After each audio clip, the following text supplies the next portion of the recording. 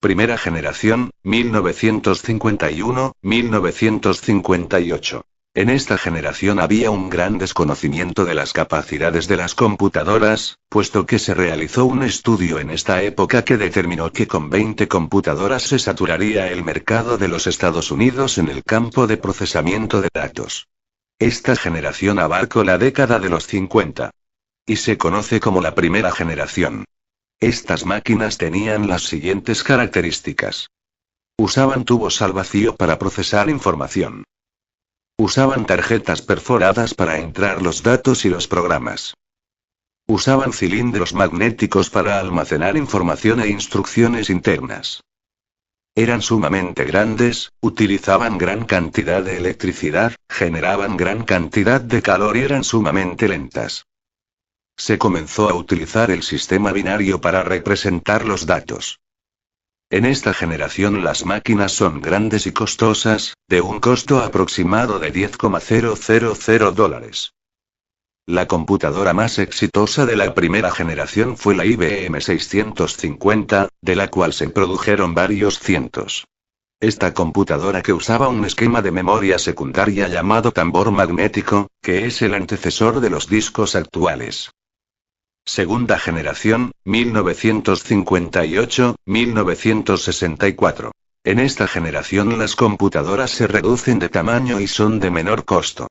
Aparecen muchas compañías y las computadoras eran bastante avanzadas para su época como la serie 5000 de Burroughs y la Atlas de la Universidad de Manchester. Algunas computadoras se programaban con cinta perforadas y otras por medio de cableado en un tablero. Características de esta generación. Usaban transistores para procesar información. Los transistores eran más rápidos, pequeños y más confiables que los tubos al vacío.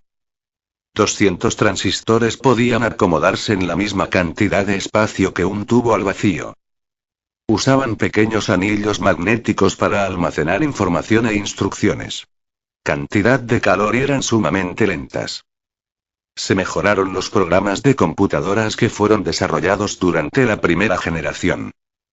Se desarrollaron nuevos lenguajes de programación como COBOL y Fortran, los cuales eran comercialmente accesibles.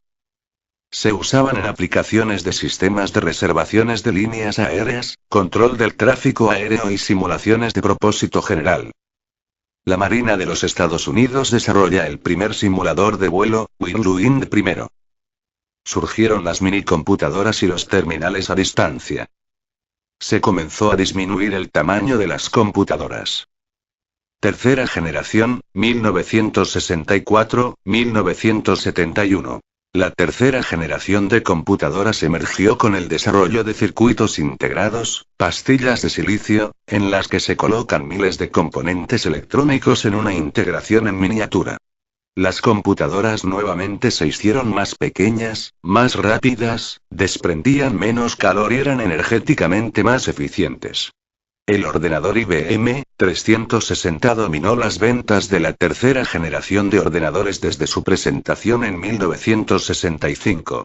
El PDP-8 de la Digital Equipment Corporation fue el primer mini ordenador.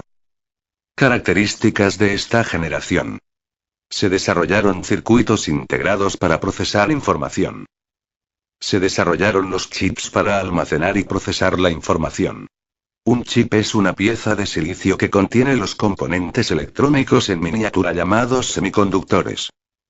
Los circuitos integrados recuerdan los datos, ya que almacenan la información como cargas eléctricas. Surge la multiprogramación. Las computadoras pueden llevar a cabo ambas tareas de procesamiento o análisis matemáticos. Emerge la industria del software. Se desarrolla en las minicomputadoras IBM 360 y PDP-1. Otra vez las computadoras se tornan más pequeñas, más ligeras y más eficientes. Consumían menos electricidad, por lo tanto, generaban menos calor. Cuarta generación, 1971-1988. Aparecen los microprocesadores, que es un gran adelanto de la microelectrónica, son circuitos integrados de alta densidad y con una velocidad impresionante. Las microcomputadoras con base en estos circuitos son extremadamente pequeñas y baratas, por lo que su uso se extiende al mercado industrial. Aquí nacen las computadoras personales que han adquirido proporciones enormes y que han influido en la sociedad en general sobre la llamada revolución informática. Características de esta generación. Se desarrolló el microprocesador. Se colocan más circuitos dentro de un chip. LSI, Large Scale Integration Circuit. BLSI, Very Large Scale Integration Circuit. Cada chip puede hacer diferentes tareas. Un chip sencillo actualmente contiene la unidad de control y la unidad de aritmética barra lógica. El tercer componente, la memoria primaria, es operado por otros chips. Se reemplaza la memoria de anillos magnéticos por la memoria de chips de silicio. Se desarrolla en las microcomputadoras, o sea, computadoras personales o PC.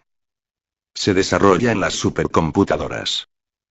Quinta generación, 1983 al presente. En vista de la acelerada marcha de la microelectrónica, la sociedad industrial se ha dado a la tarea de poner también a esa altura el desarrollo del software y los sistemas con que se manejan las computadoras. Surge la competencia internacional por el dominio del mercado de la computación, en la que se perfilan dos líderes que, sin embargo, no han podido alcanzar el nivel que se desea.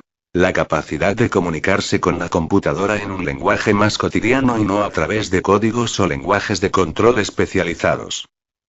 Japón lanzó en 1983 el llamado programa de la quinta generación de computadoras, con los objetivos explícitos de producir máquinas con innovaciones reales en los criterios mencionados. Y en los Estados Unidos ya está en actividad un programa en desarrollo que persigue objetivos semejantes, que pueden resumirse de la siguiente manera. Se desarrolla en las microcomputadoras, o sea, computadoras personales o PC. Se desarrolla en las supercomputadoras. Inteligencia artificial. La inteligencia artificial es el campo de estudio que trata de aplicar los procesos del pensamiento humano usados en la solución de problemas a la computadora. Robótica. La robótica es el arte y ciencia de la creación y empleo de robots. Un robot es un sistema de computación híbrido independiente que realiza actividades físicas y de cálculo. Están siendo diseñados con inteligencia artificial, para que puedan responder de manera más efectiva a situaciones no estructuradas. Sistemas expertos. Un sistema experto es una aplicación de inteligencia artificial que usa una base de conocimiento de la experiencia humana para ayudar a la resolución de problemas. Redes de comunicaciones. Los canales de comunicaciones que interconectan terminales y computadoras se conocen como redes de comunicaciones. Todo el hardware que soporta las interconexiones y todo el software que administra la transmisión.